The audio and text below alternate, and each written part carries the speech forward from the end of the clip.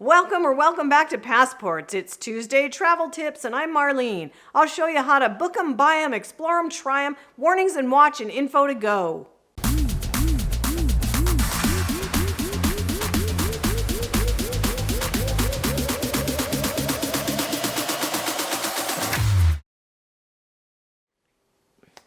Today's travel tips is on passports, and one quick tip.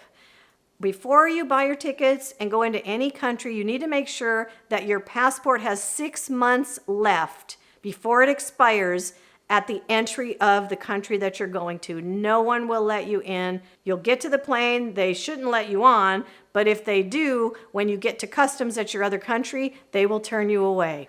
Countries and airlines have strict passport expiration policies. To be safe, your passport needs to be valid for at least 6 months after the start of your trip. It's something that too many people don't realize until it's too late, and it turns out being really, really costly for them to have to fly back home.